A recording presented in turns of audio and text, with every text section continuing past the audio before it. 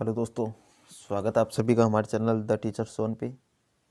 उम्मीद है कि आपकी तैयारी अच्छी चल रही होगी और हमारे जो वीडियो है वो आपके लिए लगातार यूज़फुल हो रहे हैं। हमने इस चैनल पे जो 12th क्लास की जो एनसीईआरटी बुक है समकालीन विश्व राजनीति, उसके बारे में जो समकालीन विश्व राजनीति जो उसका पार्ट है उसके बारे में पढ़ रहे थे। और उसमें जो हमारा जो पहला चैप्टर था वो है दो ध्रुवीयता का अंत।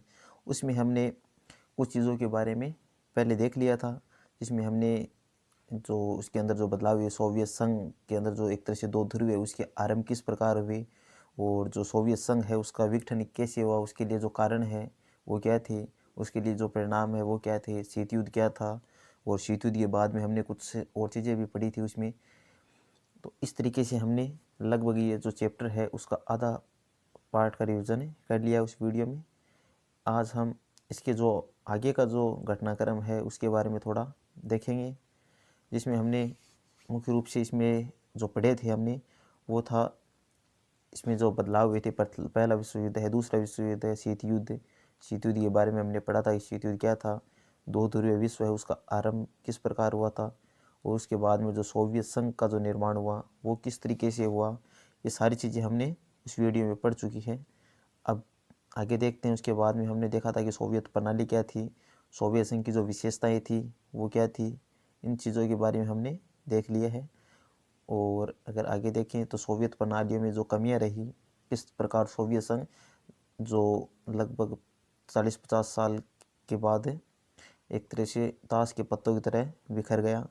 और आगे देखते हैं तो इसमें जो गोरबाचेव के द्वारा जो नीतियाँ लागू की थी वो क्या थी और उसकी वजह से जो सुधार किए गए, जो सुधारों की जो शुरुआत की गई और वह सुधार ही आगे जाके सोवियत संघ के विघटन का कारण बने। इन चीज़ों के बारे में हमने पीछे की जो वीडियो थी उसमें अच्छे और विस्तार के साथ में चर्चा की थी। किसी भी बच्चे को अगर कुछ भी चीज़ समझ में नहीं आई तो वो कमेंट कर सकता है, जैसे ही समय मिलेगा हम उसका रिप्लाई करने की कोशिश करेंगे। और आज जो हम मुख्य रूप से जिस चीज़ के बारे में पढ़ेंगे वो है मुख्य रूप से कि सोवियत संघ के विघटन के परिणाम क्या थे। तो सोवियत संघ के विघटन के हमने कारण थे वो पढ़ लिए थे उसमें। आज हमारा मुख्य जो बिंदु रहेगा या इसके आगे का जो टॉपिक है वो है सोवियत संघ के विघटन के परिणाम। तो हम सोवियत संघ के विघटन के परिणाम देखेंगे कि किस तरीके से जो सोवियत संघ 1922 में बना था वो 1991 में जाके बिखर जाता है। उसके पीछे क्या ऐसे घटनाक्रम थे या कैसे जो परिणाम थे उसके कि जिसकी वजह से सोवियत संघ का विघटन हुआ, विघटन बोलें या फिर पतन बोलें। तो हमें देखने कि सोवियत संघ के विघटन के 3 परिणाम निकले। प्लस सोवियत संघ का विघटन होने के बाद में जो दुनिया के अंदर जो शक्ति संबंध में जो बदलाव आया उसके बारे में देखेंगे। दुनिया के अंदर जो एक ध्रुवीय विश्व बन गया, अमेरिका था वो एकमात्र महाशक्ति बन गया। और एक तरह से देखा जाए तो पूंजीवादी व्यवस्था है वो दुनिया के या पूरे विश्व में धीरे धीरे प्रचार, उसका एक तरह से जो विचारधारात्मक जो संघर्ष था उसमें देखते हैं कि अंत में फाइनली जो जीत हुई थी वो अमेरिका की हुई थी। और जो पूंजीवादी व्यवस्था है, उदार लोकतांत्रिक जो व्यवस्था है वो पूरी दुनिया में एक एक तरह से पूरी दुनिया के अंदर है उसका जो प्रचार प्रसार हुआ उसके बाद में। और दुनिया है जो कि अमेरिका के वर्चस्व में एक ध्रुवीय हो गई। उसके हम जो परिणाम देखते हैं कि मुख्य रूप से इसके जो परिणाम थे वो 3 परिणाम थे। उसमें से जो पहला परिणाम था हम उसके बारे में चर्चा करेंगे कि पहला जो बदलाव हुआ वो क्या क्या थे। उसमें जो पहले बदलाव में हम देखते हैं कि दुनिया, दूसरी दुनिया थी उसका पतन हो गया। तो मुख्य दोस्तों इसमें क्या है कि जो दूसरी दुनिया है मुख्य रूप से जो साम्यवादी देश थे, साम्यवादी देश थे उन्हें मुख्य रूप से दूसरी दुनिया कहा जाता था इसमें। तो पहली दुनिया थी वो पूंजीवादी दुनिया थी। पहली जो दुनिया थी वो पूंजीवादी दुनिया थी। उसमें जो उदार लोकतंत्र थे, अमेरिका है या अमेरिका के नेतृत्व में बना जो गठबंधन था, बाकी जो अलायंस थे उसके साथी जो देश थे वो पहली दुनिया या जो यूरोप के जितने भी देश थे एक तरह से जो पूंजीवादी समर्थक देश थे उन्हें पहली दुनिया के देश कहा जाता है। और दूसरी दुनिया के देश कहा जाता है जितने भी साम्यवादी देश थे वो दूसरी दुनिया के देश है। और इसमें एक और देखा जाए तो तीसरी दुनिया के देश भी देखा जाए तो तीसरी दुनिया के देश भी होते हैं। अब तीसरी दुनिया के देश में जितने भी जो नव स्वतंत्र देश थे, क्योंकि हमने देखा था कि जो सेकेंड वर्ल्ड वॉर था और सेकेंड वर्ल्ड वॉर के बाद में जो 1939 से लेकर 1945 तक चला था, उसके बाद में बहुत से देश थे वो यूरोप के जो एशिया के देश थे, अफ्रीका के देश थे, वो स्वतंत्र होने लगे थे। तो जितने भी स्वतंत्र हुए जो देश थे, पहले जो उपनिवेश थे, किसी ब्रिटिश शासन के थे या फिर वो फ्रांस के थे या पुर्तगाल के थे, इस तरीके से जितने भी थे वो देश अब स्वतंत्र होने लगे थे। तो उन देशों को तीसरी दुनिया के देश कहा जाता है। तो पहले दुनिया के देश आते हैं पूंजीवादी देश होते हैं, जो यूरोप के मुख्य रूप से यूरोपीय जो पूंजी उदार लोकतंत्र के समर्थक थे। सेकंड दुनिया के जो देश होते हैं, दूसरी दुनिया के जो देश होते थे वो साम्यवादी देश थे। और तीसरी दुनिया के जो स्वतंत्र एशिया और अफ्रीका के जो देश थे वो तीसरी दुनिया के देश होते हैं। अब आगे देखते हैं इसमें जो दूसरी दुनिया थी, और दूसरी दुनिया यानी साम्यवादी दुनिया है, उसका क्या हो गया था, पतन हो गया था। क्योंकि जो साम्यवादी जो विचारधारा था उसकी जो नेतृत्व कर रहा था वो सोवियत संघ कर रहा था उस टाइम पे। तो सोवियत संघ का विघटन हुआ, तो इसका मतलब दूसरी दुनिया का क्या हो गया, पतन हो गया। इसके बाद में अगर आगे देखते हैं कि और क्या परिवर्तन देखने को मिला, तो शीत युद्ध की समाप्ति हो गई। क्योंकि जो युद्ध 1945 से शुरू हुआ था, जो विचारधारात्मक संघर्ष था, उसके अंत या जो अवनति है उसको जाके 1991 में हुई थी। तो 1991 में अगर देखें तो जो अमेरिका और सोवियत संघ के बीच में जो शीत युद्ध था, वो शीत युद्ध की समाप्ति हो गई। उसके बाद में अगर आगे देखें तो समाजवादी और पूंजीवादी विचारों की लड़ाई समाप्त हो गई। कि जो समाजवादी विचारधारा से संबंधित थे या पूंजीवादी विचारधारा से संबंधित जो देश थे, उनके मध्य जो लड़ाई थी, विचारधारात्मक संघर्ष था, उस संघर्ष की क्या हुई, समाप्ति होगी। जो अमेरिका और सोवियत संघ के मध्य जो हथियारों की होड़ थी, उस होड़ की समाप्ति हो गई। इस तरीके से अगर पहला बदलाव देखें हम, तो पूंजीवादी और समाजवादी जो लड़ाइयाँ थी, विचारधारात्मक जो संघर्ष था, वो समाप्त हो गया, हथियारों की होड़ समाप्त हो गई। और इसकी साथ में ही अगर देखें कि जो दूसरे दुनिया थी उसका अवसान हो गया। आगे अगर देखें कि जो दूसरी दुनिया है, दूसरा जो आगे जो कारण है उसका कि जो परिणाम निकला सोवियत संघ के विघटन के बाद में, वो है कि विश्व राजनीति में जो शक्ति संबंध थे वो बदलना शुरू हो गए थे। क्योंकि अब दुनिया में एकमात्र महाशक्ति बचा था वो अमेरिका था। अमेरिका एकमात्र महाशक्ति बना और राष्ट्र पूंजीवादी अर्थव्यवस्था का अंतर्राष्ट्रीय स्तर पर प्रभुत्व है। जो पूंजीवादी अर्थव्यवस्था थी वो दुनिया में अपना जो प्रभाव है वो लगातार बढ़ाने लगी। और अंतर्राष्ट्रीय स्तर पे जो एकमात्र जो विचारधारात्मक संघर्ष की जीत हुई थी वो थी पूंजीवादी अर्थव्यवस्था, उसकी विजय हुई थी। उसके बाद में देखें कि इसी के जो संगठन थे, विश्व बैंक और अंतर्राष्ट्रीय मुद्रा कोष, तो मुद्रा कोष जैसी संस्थाएं हैं देश की ताकतवर संस्था बन गए। और जो मुख्य रूप से जो तीसरी दुनिया के देश थे उनके एक तरह से सलाहकार बन गए थे। तो मुख्य रूप से अब जो साम्यवादी देश थे, पूर्व साम्यवादी देश थे, वो मुख्य रूप से जो विश्व बैंक है या फिर IMF है, जिसे वर्ल्ड बैंक या फिर अंतर्राष्ट्रीय मुद्रा कोष कहते हैं, वो इन देशों के सलाहकार बन गए थे। अब अगर अपनी अर्थव्यवस्था को पुनर्जीवित करना है तो इन सभी देशों को, जिनकी अर्थव्यवस्थाएं एक तरह से मृतप्राय हो चुकी है, उनको अगर वापस अगर जीवित करना है, तो जैसे विश्व बैंक है या अंतर्राष्ट्रीय मुद्रा कोष है, उनके जो सुझाव है उनको मानना होगा। उनके जो सुझाव थे वो यही थे कि लोकतांत्रिक व्यवस्था कायम की जाए अपने देश में, और जो नौकरशाही है उसका आकार घटाया जाए। और देखिए तो बाद में अगर उनका जो विचार था कि जो ज़्यादा से ज़्यादा जो चीज़ें हैं, सार्वजनिक चीज़ें, उनका निजीकरण किया जाए।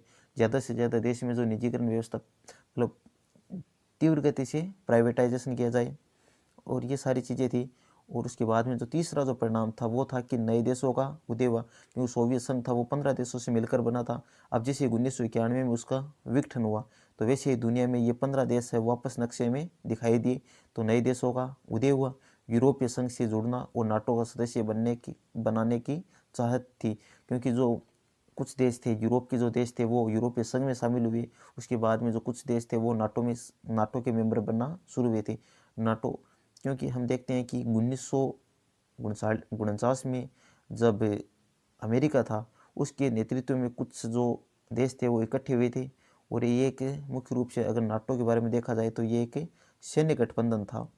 जो नाटो था वो एक सैन्य गठबंधन था।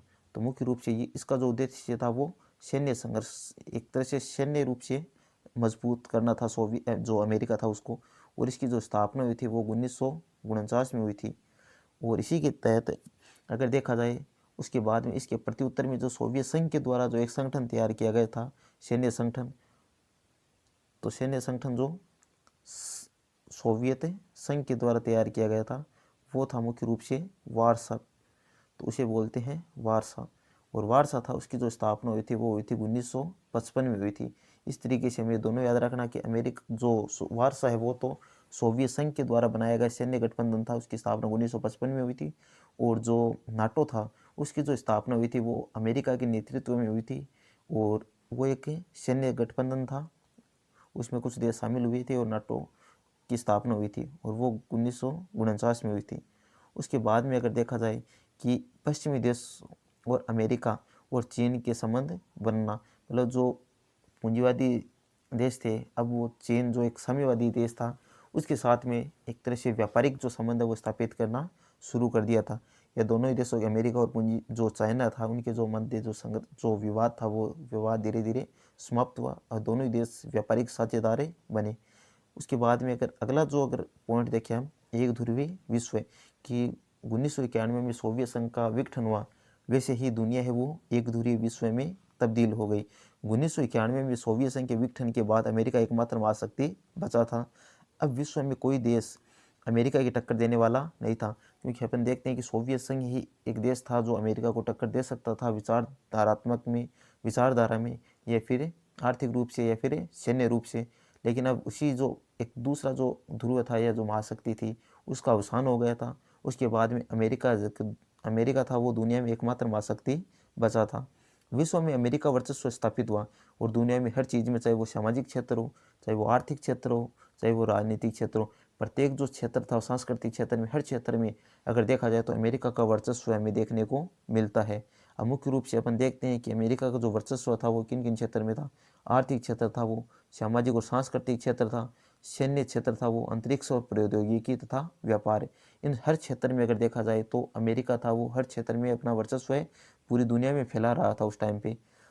साम्यवादी शासन के बाद शॉक थेरेपी, अपन देखते हैं कि जो साम्यवादी देश थे जितने भी, उनमें सोवियत संघ के विघटन के पश्चात अगर देखें कि उनकी जो आर्थिक जो व्यवस्था थी या जो पूरी अर्थव्यवस्था थी वो पूरी तरीके से बर्बाद हो गई थी, और एक तरह से देखा जाए तो वो मृतप्राय थी। अब अगर सोवियत ये साम्यवादी शासन की जो अर्थव्यवस्था थी उनको अगर वापस पुनर्जीवित करना है तो उनको जो कुछ ऐसे सुझाव थे जो पश्चिमी देशों के द्वारा या फिर विश्व बैंक और अंतर्राष्ट्रीय मुद्रा कोष के द्वारा सुझाए गए थे, उन सभी चीज़ों को अपने देश में लागू करना था। साम्यवादी शासन की जगह पूंजीवादी उदार जो लोकतांत्रिक जो व्यवस्था है वो कायम करनी थी। अगर आर्थिक रूप से अगर देखा जाए तो पूंजीवाद को बढ़ावा देना था। उसी के तहत जो उद्योग है उनकी स्थापना करती थी, और ज़्यादा से ज़्यादा जो प्रॉपर्टी है, जो सार्वजनिक उद्योग है जो सरकार के नियंत्रण में थे, उनका तीव्र गति से निजीकरण करना था। इस तरीके से कुछ सुझाव थे जो मुख्य रूप से पश्चिमी देशों के द्वारा सुझाए गए थे, और उनमें भी अगर देखा जाए तो विश्व बैंक और अंतर्राष्ट्रीय मुद्रा कोष के द्वारा सुझाए गए थे। तो इसमें क्या है कि जो शॉक थेरेपी था वो एक मुख्य रूप से अगर देखा जाए तो एक आर्थिक मॉडल था, ये जो आर्थिक मॉडल था, और इसका जो सुझाव दिया था वो वर्ल्ड बैंक के द्वारा दिया गया था या फिर IMF के द्वारा दिया गया, अंतर्राष्ट्रीय मुद्रा कोष, इनके द्वारा सुझाया गया था ये मॉडल। और इसका अगर देखा जाए कि जो शॉक थेरेपी थी उसका जो शाब्दिक अर्थ जो है वो है कि आघात पहुंचाकर उपचार करना। तो हमसे ये छोटा सा क्वेश्चन पूछा जा सकता है कि जो शॉक थेरेपी थी उसका मुख्य रूप से जो शाब्दिक अर्थ है वो क्या है, तो उसमें हमें पता होना चाहिए उसका मतलब होता है आघात पहुंचाकर उपचार करना। उसके बाद में अगर आगे देखा जाए कि साम्यवाद के पतन के बाद जो सोवियत संघ से अलग हुए गणराज्यों के विकास के लिए निर्देशित एक मॉडल था ये मॉडल विश्व बैंक अंतर्राष्ट्रीय मुद्रा कोष द्वारा निर्देशित था, और इसमें साम्यवादी व्यवस्था से पूंजीवाद की तरफ परिवर्तन था। मुख्य रूप से ये जो मॉडल था हमें पूछ सकते हैं कि विश्व बैंक और अंतर्राष्ट्रीय मुद्रा कोष के द्वारा निर्देशित था, और इसमें साम्यवादी व्यवस्था से जो देश साम्यवादी देश थे अब उन देशों को पूंजीवाद की तरफ परिवर्तित या संक्रमित होना था। अब अपना जो एक तरह से जो व्यवस्था है उनमें साम्यवादी व्यवस्था उनको छोड़कर और अपनी जो व्यवस्था है उनमें पूंजीवादी जो गुण है वो लागू करने थे देश में। सभी सामूहिक फर्मों को निजी फर्म में बदलना था, क्योंकि जो पूंजीवाद है वो मुख्य रूप से जो बल देता है वो निजी पूंजी या निजी संपत्ति पे बल देता है। वो प्रयास करता है कि जो देश में ज़्यादातर जो सार्वजनिक उद्योग है उनको ज़्यादा से ज़्यादा प्राइवेट कर दिया जाए। तो सरकार है वो अपने ऊपर कम से कम अपने जो कार्य है उनमें कमी करे, ज़्यादा से ज़्यादा कार्य जनता को स्वतंत्रता दे, जनता को अधिकार दे, उद्योगों को निजी हाथों में बेच दिया गया। इस तरीके से ये जो शॉक थेरेपी थी उसमें जो जितनी भी सार्वजनिक जो संपत्ति थी सरकार की साम्यवादी देशों में, उन सभी का क्या करना था, निजीकरण करना था। और निजीकरण के तहत जो साम्यवादी व्यवस्था थी उससे पूंजीवादी व्यवस्था की तरफ रुख करना था। और ये जो मुख्य सारे जो कार्य किए गए थे वो शॉक थेरेपी के माध्यम से किए गए थे। अब आगे देखिए कि शॉक थेरेपी की जो विशेषता थी वो क्या थी। तो इसमें है कि मिल्कियत का प्रमुख रूप जो राज्य नियंत्रण में था अब वह निजी स्वामित्व था, क्योंकि जो पहले जो प्रत्येक चीज़ें थी उन सभी पे राज्य का नियंत्रण था, राज्य का कंट्रोल था हर चीज़ पे। अब वो सभी चीज़ें हैं जो कि उनको क्या करना था, निजी स्वामित्व में देना था। राज्य की संपदा का निजीकरण किया गया। राज्य के नियंत्रण के सामूहिक फोरम की जगह निजी फोरम में बदला गया। अब खेती पूंजीवादी पद्धति से शुरू हुई। मुक्त व्यापार व्यवस्था को अपनाया गया। जो व्यापार था उस पर किसी प्रकार का टैक्स नहीं, तो ट्रेड फ्री एक तरह से देखा जाए वो व्यवस्था या मुक्त व्यापार को बढ़ावा देना था, जिससे व्यापार को बढ़ाया जा सके। अब जो प्रत्येक चीज़ों का नियंत्रण है वो बाजार करने लगा था। सब प्रत्येक चीज़ों का जो एक तरह से देखा जाए जो प्राइस है वो मांग और पूर्ति अपने आप डिसाइड करेगी। तो प्रत्येक चीज़ें हैं उन सभी चीज़ों को अब निजी हाथों में दे दिया गया और ये सभी चीज़ें वो बाजार के हवाले कर दी गई। एक देश की मुद्राओं की एक दूसरे देश की मुद्राओं की आपसी परिवर्तनीयता, जो व्यापार के माध्यम से जो एक दूसरे के अंदर जो व्यापार है, व्यापार के माध्यम से जो पूंजी है, मुख्य रूप से अगर देखा जाए जो डॉलर था, अमेरिका की जो करेंसी है डॉलर, वो प्रत्येक देश में एक तरह से देखा जाए तो जो उसका जो विश्वसनीयता है वो ज़्यादा बढ़ने लगी। पश्चिमी देश की आर्थिक व्यवस्था से जुड़ना, आपसी सहयोग को बढ़ावा देना था। पूंजीवाद के अतिरिक्त किसी भी वैकल्पिक व्यवस्था को स्वीकार नहीं किया गया। अब आगे है कि शॉक थेरेपी के परिणाम। अब वापस हमने शॉक थेरेपी की विशेषताएं देख ली कि शॉक थेरेपी की विशेषता क्या थी। मुख्य रूप से अगर देखा जाए तो वेस्टर्न वर्ल्ड के द्वारा सुझाया गया था एक, या पश्चिमी देशों के द्वारा सुझाया गया था एक आर्थिक मॉडल था। उसमें महत्वपूर्ण भूमिका थी विश्व बैंक और अंतर्राष्ट्रीय मुद्रा कोष की थी। इसमें जो साम्यवादी जितने भी देश थे उनको अब साम्यवाद से पूंजीवाद की तरफ संक्रमित होना था, या फिर वहाँ से अपनी व्यवस्था थी उनको साम्यवाद से पूंजीवाद की तरफ रुख करना था। और जिसके तहत अगर देखा जाए तो जितने भी जो सार्वजनिक जो उद्योगी थे उनको निजीकरण या निजी हाथों में देना था। अब अगर आगे देखा जाए कि शॉक थेरेपी के क्या परिणाम हुए, तो शॉक थेरेपी की खतरनाक परिणाम हुए। ये जो व्यवस्था थी, जो शॉक थेरेपी साम्यवादी देशों में अपनाई गई थी, उसकी वजह से इन देशों को भारी नुकसान का सामना करना पड़ा। और उसी के तहत अगर देखा जाए तो खतरनाक परिणाम हुए। रूस का औद्योगिक ढांचा था वो चरमरा गया, पूरी अर्थव्यवस्था तहस नहस हो गई। उसके बाद में अगर देखिए सरकार द्वारा समाज कल्याण की पुरानी व्यवस्था नष्ट हो गई, क्योंकि जिसमें साम्यवादी देशों में जो समाज का जो कल्याण करने की जो जिम्मेदारी थी वो सरकार की थी। अब वो व्यवस्था अगर निजी हाथों में चली गई तो उसके बाद में जो पूरी तरह से ये जो व्यवस्था थी, कल्याण की जो व्यवस्था थी, वो एक तरह से देखा जाए तो पूरी व्यवस्था थी वो नष्ट हो गई, जिसमें मध्यम वर्ग हाशिए पर आ गया और निम्न वर्ग और गहराई में चला गया। उसके बाद में देखें कि 90% उद्योगों को निजी हाथों में या कंपनियों द्वारा बिल्कुल कम दामों पर बेच दिया गया। तो हम पढ़ते हैं कि ये इतिहास की सबसे बड़ी गिराज शेल थी, जो कहाँ पे लगी थी, रूस में। तो उस टाइम पे क्या हुआ कि जो साम्यवादी देश थे उनमें जो जितने भी सरकार के नियंत्रण में जितने भी क्षेत्र थे, औद्योगिक जो क्षेत्र थे, उन सभी क्षेत्रों को अब क्या कर दिया गया, निजीकरण कर दिया गया। और मुख्य रूप से अगर देखा जाए तो उन्हें किसी कंपनियों के हाथों में कम से कम दामों में बेच दिया गया। उसकी वजह से एक तरह से उनकी जो कीमत थी, जो वास्तविक जो कीमत थी, उनसे बहुत कम कीमत हाँकी गई। और उसके बाद में एक तरह से देखा जाए तो इतिहास की सबसे बड़ी गिराज शेल थी। और आगे अगर देखते हैं कि औद्योगिक नीति बाजार ताकतों के हाथों में आ गई। औद्योगिक नीति थी उसका जो अब निर्धारण है वो राज्य नहीं करेगा बल्कि बाजार करेगा, जिन्होंने सभी उद्योगों को मटिया मेटे कर दिया, जिसकी वजह से जो सभी उद्योग है वो एक तरह से देखा जाए तो मिट्टी में मिल गई। रूसी मुद्रा रूबल में गिरावट आई। रूस की जो मुद्रा है वो रूबल है, रूस की जो मुद्रा है वो रूबल है। और जो अमेरिका या फिर यूएसए की जो मुद्रा है वो डॉलर है। हमें ये क्या होना चाहिए, पता होना चाहिए कि दोनों देशों की जो मुद्रा है वो क्या थी। उसके बाद में अगर देखा जाए तो मुद्रास्फीति बढ़ी और लोगों की जमा पूंजियाँ समाप्त हो गई, क्योंकि जो मुद्रास्फीति थी या फिर महंगाई थी, मुद्रास्फीति यानी महंगाई होती है, जो लोगों की एक तरह से देखा जाए तो देश में जो महंगाई है वो लगातार बढ़ी और जो लोगों की जो जमा पूंजी थी वो धीरे धीरे समाप्त होने लगी। रूस में खाद्यान्न संकट उत्पन्न हुआ। तो रूस में हम देखते हैं कि जो खाद्यान्न का जो संकट है वो धीरे धीरे बढ़ने लगा और घरेलू स्तर पर जितना जो खाद्यान्न का आयात किया जाता था वो भी साल दर साल बढ़ने लगा। उसकी वजह से रूस पे बहुत भारी मात्रा में आर्थिक दबाव या आर्थिक भार बढ़ा। माफिया वर्ग उभर आया। जो माफिया वर्ग था वो उभरा है, जिसे अधिकतर आर्थिक गतिविधियों को अपने नियंत्रण में ले लिया। एक तरीके से देखा जाए तो बाजार में एक तरह से कालाबाजारी होने लगी थी। तो कुछ लोग थे, ऐसा वर्ग था जो इन चीज़ों को बढ़ावा दिया। आर्थिक गतिविधियों के साथ साथ राजनीतिक प्रभाव भी देखने को मिला, जहाँ बहुत सारे देशों में आंतरिक संकट उत्पन्न हुआ।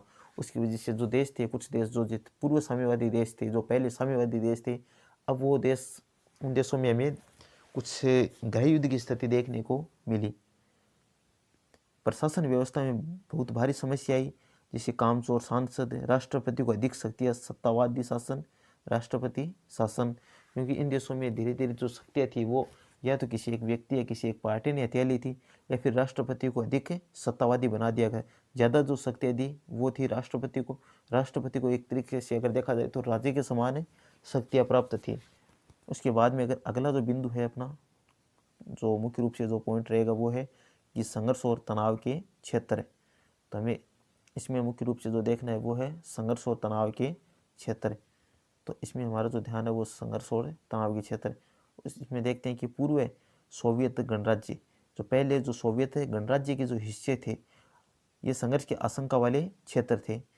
इन क्षेत्रों में गृह युद्ध और बगावत झेलने, मुख्य रूप से अगर देखा जाए इन देशों में जो राष्ट्रपति के पास बहुत ज़्यादा शक्ति आ गई थी, उसकी वजह से जो देश था, उसकी जो व्यवस्था थी वो किसी एक व्यक्ति के हाथ में आ जाना, उसकी वजह से इन देशों में धीरे धीरे गृह युद्ध की स्थिति बढ़ने लगी।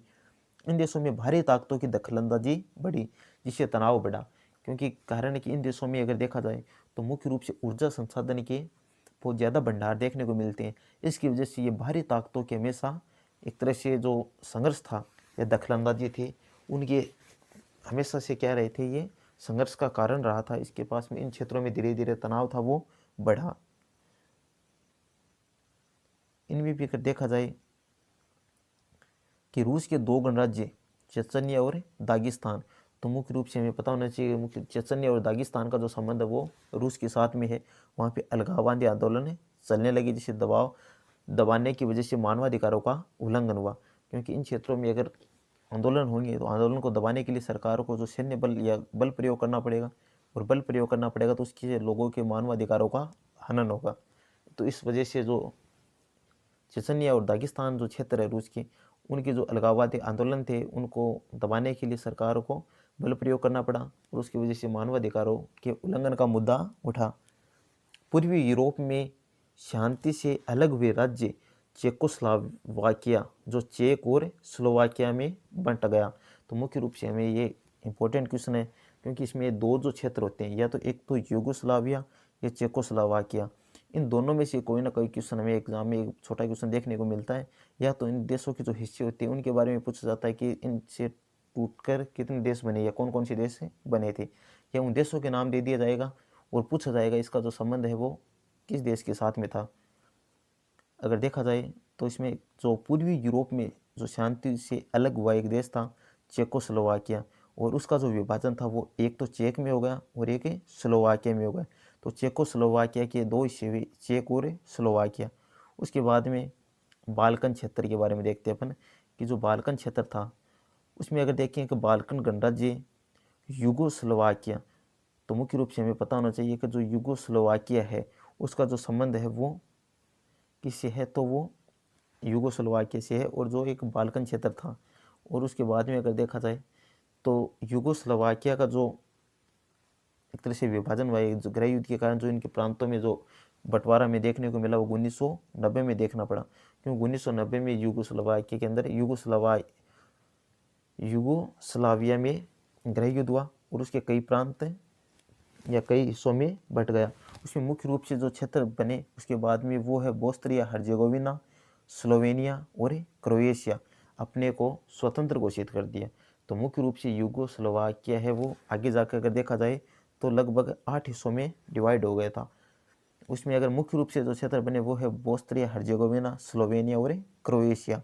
उसके बाद में आगे देखिए कि बाल्टिक क्षेत्र, तो कुछ क्षेत्र ऐसे देश थे, रूस के कुछ ऐसे देश शामिल थे सोवियत संघ में जो आगे जाके अलग हुए, और जो पहले एक महासागर बाल्टिक महासागर के किनारे पर स्थित है।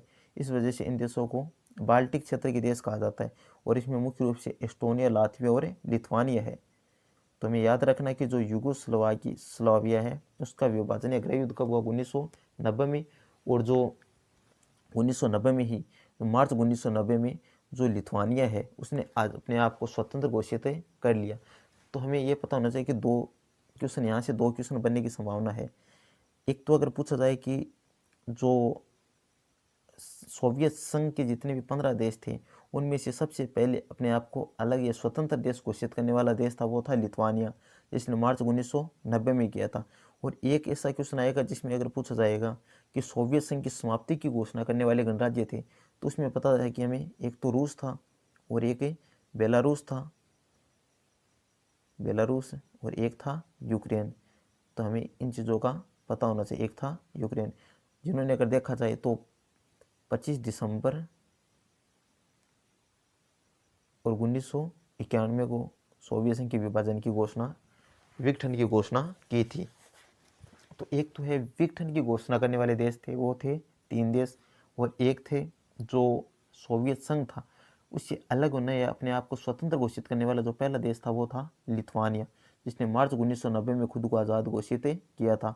और मुख्य रूप से अगर देखा जाए बाल्टिक सागर के या बाल्टिक क्षेत्र जो देश है वो है एस्टोनिया, लातविया और लिथुआनिया। इन तीनों देशों को संयुक्त रूप से बाल्टिक क्षेत्र के देश कहा जाता है। और अगर देखा जाए 1990 में अलग हुई, उसके बाद में अगर देखा जाए तो 1991 में अपने आप को सोवियत संघ या जो यूएनओ है उसका सदस्य के रूप में शामिल किया।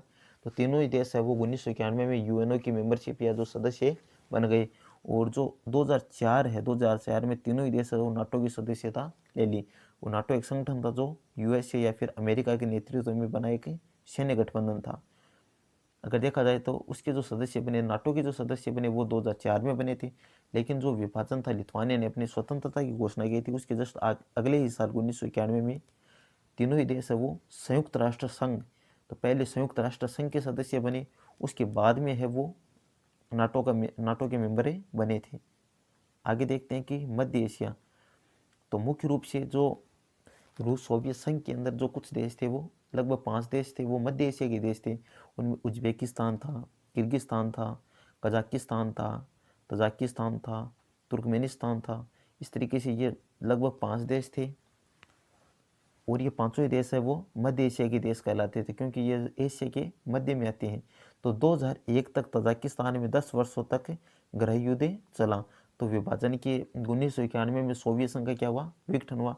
और उससे लेकर 2001 तक लगभग 10 वर्षों तक तजाकिस्तान में जो एक सोवियत संघ का हिस्सा था या 15 देशों में एक शामिल एक देश था, मध्य एशियाई देश था, उसका नाम था तजाकिस्तान। तो उसमें 2001 तक लगातार 10 वर्षों तक वहाँ पे गृह युद्ध की स्थिति रही थी। Azerbaijan, Armenia, Ukraine, Kyrgyzstan, Georgia में भी गृह युद्ध जैसा माहौल रहा था। आपसी विवाद ने इस क्षेत्र को युद्ध का क्षेत्र बना दिया था। अगर देखा जाए कि मध्य एशियाई गणराज्यों में पेट्रोल के विशाल भंडार थे, क्योंकि सबसे ज़्यादा जो विवाद का जो कारण था कि इन देशों में, मध्य एशियाई देशों में पेट्रोल के या ऊर्जा संसाधन के बहुत भारी भंडार थे। उसकी वजह से ये बाहरी ताकतों तेल कंपनियों के प्रतिस्पर्धा का केंद्र बना था मुख्य रूप से। तो हमें यह पता होना चाहिए कि कौन सा क्षेत्र पेट्रोल और डीजल के विशाल भंडार के कारण भारी ताकतों या तेल कंपनियों की प्रतिस्पर्धा का केंद्र बना था। तो उसमें हमें पता होना चाहिए कि मध्य एशियाई जो क्षेत्र थे वो इसकी वजह से एक तरह से संघर्ष की स्थिति में या फिर गृह युद्ध की स्थिति में आ गए थे। और आगे देखते हैं इसमें कि जो पूर्व साम्यवादी देश, उनके साथ में भारत की कैसे संबंध थे, क्योंकि जो पहले जो साम्यवादी देश थे वो अब पूर्व साम्यवादी देश हो गए। तो उन देशों के साथ में भारत के जो रिलेशन थे वो किस प्रकार थे। एक तो जो भारत और ये देश चाहते हैं कि बहुध्रुव विश्व बने, कि सभी पूर्व साम्यवादी देशों के साथ भारत के संबंध अच्छे हैं। खासकर रूस के साथ सबसे ज़्यादा गहरे थे। भारत और रूस दोनों का सपना था बहुध्रुवीय विश्व बनाने का। भारत और रूस दोनों ही का सपना था कि दुनिया है वो बहुध्रुवीय विश्व हो, शक्ति का किसी एक महाशक्ति के पास ना रहे, या शक्ति के जो केंद्र थे वो दुनिया में बहुत से देश होने चाहिए, जिसमें दोनों को कुछ मुद्दों पर साझा सहमति थी। जो रूस और भारत था उन दोनों के कुछ मुद्दे ऐसे थे जिन पर साझा सहमति थी। उनमें अपन देखते हैं कि अंतर्राष्ट्रीय स्तर पर शक्तियों के अनेक केंद्र मौजूद होने चाहिए, सुरक्षा की सामूहिक जिम्मेदारी हो, किसी देश पर हमला होने पर सामूहिक कार्यवाही हो। तो इसमें क्या है कि सामूहिक जो कार्यवाही है वो क्या होती है कि जब कोई एक देश किसी दूसरे देश पे आक्रमण करता है तो दुनिया के बाकी जो देश है वो सभी देश एक साथ आकर एक तरह से उस जो जिसने भी आक्रमण किया है उस देश के खिलाफ अगर युद्ध में अगर एक साथ हो जाए तो एक तरह से देखा जाए तो उसे ही सामूहिक कार्यवाही की जाती है। और इसमें क्या है, क्षेत्रीयता को बढ़ावा दिया जाए, प्रत्येक जो क्षेत्र है उसकी जो क्षेत्रीयता है उसको महत्व दिया जाए। और भारत और रूस के जो और कुछ मुद्दे थे उन पे सहमति थी, जैसे अंतर्राष्ट्रीय संघर्षों को बातचीत से हल किया जाए, कि अंतर्राष्ट्रीय स्तर पर जो विवाद है उनको बातचीत के माध्यम से सुलझाया जाए। हर देश की अपनी स्वतंत्र विदेश नीति होनी चाहिए, किसी भी छोटे देश को एक तरह से शक्तिशाली या महाशक्ति के द्वारा दबाया नहीं जाना चाहिए। संयुक्त राष्ट्र जैसी संस्थाओं द्वारा फैसले किए जाए, एक तरह से अंतर्राष्ट्रीय लोकतांत्रिक व्यवस्था हो, अंतर्राष्ट्रीय स्तर पे जो छोटे देश है उनको भी वैसा ही सम्मान और एक तरह से उनको भी वही सम्मान मिले जो शक्तिशाली देश को मिलता है, उनकी भी बात वैसे ही सुनी जाए जैसे शक्तिशाली देशों की सुनी जाती है। इन संस्थाओं को मजबूत और लोकतांत्रिक और शक्ति संपन्न बनाना था, कि अंतर्राष्ट्रीय स्तर पर जितनी भी संस्थाएं, चाहे वो वर्ल्ड बैंक हो, चाहे वो IMF हो, संयुक्त राष्ट्र संघ हो, इन संस्था को और ज़्यादा मजबूत बनाना था और इन देशों में लोकतांत्रिक व्यवस्था या इन संस्थाओं में लोकतांत्रिक व्यवस्था कायम करनी थी। आपसी साझेदारी, जो सोवियत जो रूस है, रूस और भारत के बीच में कुछ आपसी साझेदारी थी। 2001 में भारत और रूस ने सामरिक समझौते के लगभग 80 द्विपक्षीय दस्तावेजों पर हस्ताक्षर किए थे। रूस ने भारत के अपने अच्छे संबंधों के कारण कश्मीर मुद्दे पे, ऊर्जा आपूर्ति में, अंतर्राष्ट्रीय आतंकवाद सूचना में, पश्चिमी एशिया में पहुंच बनाने में, चीन के साथ संबंध सुधारने में और इन सभी चीज़ों में संतुलन जैसे मुद्दों पर ज़रूरत के समय मददें की थी। तो रूस है जो हमेशा भारत की मदद के लिए तैयार रहता है। भारत रूस के हथियारों का दूसरा सबसे बड़ा खरीदार देश है। तो दोस्तों ये जो है वो इम्पोर्टेंट है कि जो भारत है वो रूस के द्वारा जो हथियार है वो निर्यात किए जाते हैं। तो एक तरह से देखा जाए तो भारत एक तरह से दूसरा सबसे बड़ा खरीदार देश है। मतलब अपन सोवियत जो रूस था उस रूस से अगर देखा जाए आज तो लगभग दूसरे नंबर पर ऐसे देश है जो रूस से भारी मात्रा में हथियार खरीदते हैं। तो भारत का इसमें दूसरा नंबर है। और देखते हैं कि भारत तेल आयातक देश है और रूस ने तेल संकट की घड़ी में हमेशा भारत की मदद की है। भारत रूस के साथ ऊर्जा आयात बढ़ाने की कोशिश में और कजाकिस्तान और तुर्कमेनिस्तान के साथ भी कोशिश कर रहा है। तो भारत जो रूस के साथ साथ ऊर्जा आयात बढ़ाने के लिए जो कजाकिस्तान है, मध्य एशियाई देश या तुर्कमेनिस्तान है, उनके साथ में भी लगातार प्रयास कर रहा है कि ताकि ऊर्जा आयात है वो बढ़े। रूस भारत की परमाणु योजना में मददगार है। तो रूस भारत के द्वारा जो परमाणु हथियार जो बनाया गया था तो उसमें भी अगर देखा जाए तो कुछ सहयोग था वो रूस ने किया था उस टाइम पे। अंतरिक्ष उद्योग में जो अंतरिक्ष के क्षेत्र में अगर देखा जाए तो भारत ने एक क्रायोजेनिक जो रॉकेट तैयार किया, वो एक तरह से उसका जो इंजन तैयार किया गया था उसमें भी सोवियत संघ या जो रूस था उसका बहुत बड़ा हाथ था। सोवियत संघ ने 1979 में उसे लेकर 89 तक अफगानिस्तान में हस्तक्षेप किया। तो लगभग जो रूस था या सोवियत संघ था उस टाइम पे, तो उसने लगभग 10 वर्षों तक अफगानिस्तान में हस्तक्षेप किया था। और इस हस्तक्षेप की अगर शुरुआत देखी जाए तो वो 24 दिसंबर 1979 में हुई थी और अफगानिस्तान में सेना भेजी थी। और उसकी वजह से सोवियत संघ की अर्थव्यवस्था में जो अर्थव्यवस्था थी उसमें भारी नुकसान हमें देखने को मिला था। और इसका जो विरोध है वो मुस्लिम देशों ने इसका विरोध किया, अफगानिस्तान के लोगों ने इसका विरोध किया, संयुक्त राष्ट्र संघ ने भी इसका विरोध किया, अमेरिका ने इसका विरोध किया था उस टाइम पे। इतने विरोध करने के बावजूद भी सोवियत संघ ने नहीं माना था। सोवियत संघ ने अफगानिस्तान के विभिन्न शहरों को अपने कब्जे में ले लिया था। इस तरीके से अगर देखा जाए तो हमारे ये जो पहला जो चैप्टर था दो ध्रुवीयता विश्व का अंत, वो क्या हो गया, समाप्त हो गए। तो इसमें जो हमने मुख्य जो बिंदु थे हमारे, क्योंकि हमें ये पता है कि इस पार्ट में से जो क्वेश्चन आने हैं वो इस तरीके से आएंगे कि जो 2 क्वेश्चन आएंगे वो 1-1 नंबर के आएंगे, उसके बाद में एक बड़ा क्वेश्चन आएगा 4 नंबर का। तो टोटल है ये पार्ट 6 नंबर के है और टोटल क्वेश्चन आएंगे वो 3 क्वेश्चन आने वाले हैं। उसके बाद में अगर देखा जाए तो इन जो 3 क्वेश्चन है, तो जो छोटे क्वेश्चन हैं वो हमें अलग से एक जगह नोट कर लेने चाहिए आपको। और उसके बाद में अगर बड़ा क्वेश्चन आएगा 4 नंबर का, उसमें जो ज़्यादा क्वेश्चन संभावना है आने की, वो सोवियत संघ के विघटन के बारे में पूछ सकता है कि सोवियत प्रणाली थी उसकी विशेषता क्या थी, और अगर पूछे सोवियत संघ का जो विघटन हो उसके कारण क्या थे, और सोवियत संघ विघटन के परिणाम क्या थे। तो 3 क्वेश्चन है वो सोवियत संघ के बारे में बन सकते हैं। उसके बारे में अगर देखा जाए तो 3 क्वेश्चन है वो शॉक थेरेपी के बारे में, कि शॉक थेरेपी क्या थी, शॉक थेरेपी के परिणाम क्या थे और शॉक थेरेपी के जो विशेषताएं थी वो क्या थी। इस तरीके से 3 क्वेश्चन ये बन सकते हैं। उसके बाद में संघर्ष और तनाव की स्थिति मध्य एशियाई देश है उनमें वो सभी चीज़ें, यूगोस्लाविया या फिर चेकोस्लोवाकिया, इनका जो विभाजन हुआ, विभाजन होने के बाद में, विघटन होने के बाद में जो देश बने थे बाकी वो देश, और जो एस्टोनिया, लातविया और लिथुआनिया जो बाल्टिक देश थे उन्होंने सोवियत संघ की जो सदस्यता ली वो कब ली, और उसके बाद नाटो के मेंबर कब बने थे। तो इन सभी चीज़ों के बारे में हमें पता होना चाहिए। और इस तरीके से अगर देखा जाए तो हमारा ये जो चैप्टर है वो कंप्लीट हो गया है, एक चैप्टर सोवियत जो 2 ध्रुवीय विश्व का अंत। तो आप ऐसे ही लगातार हमारे चैनल के साथ में जुड़े रहिए।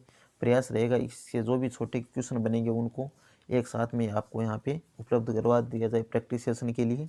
और बाकी चीज़ें हैं कि आप हमारे जो टेलीग्राम चैनल है उससे भी जुड़ सकते हो।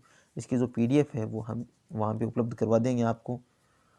इस तरीके से अगर देखा जाए हमारे जो टेलीग्राम चैनल है उसकी लिंक है इसमें डिस्क्रिप्शन में दी गई है, तो कृपया वहाँ जाकर आप इस चैनल को, टेलीग्राम है हमारा Telegram channel the teachers zone के नाम से है, उसे जुड़ सकते हैं और अपनी जो तैयारी है उससे और ज़्यादा मजबूत कर सकते हैं। तो हमारा भी प्रयास है कि आपको एक अच्छी तैयारी करवाएं, क्योंकि एग्ज़ाम है वो बहुत, उसमें एग्ज़ाम में बहुत कम समय बचा है। तो लगातार आप अपनी तैयारी करते रहिए। और वैसे भी सर्दियों का मौसम है तो अपना बचाव रखिए। उम्मीद है कि आपकी तैयारी अच्छी चल रही होगी। आज के लिए बस इतना ही। अगली वीडियो में नेक्स्ट चैप्टर के बारे में पढ़ेंगे। धन्यवाद। शुभ रात्रि।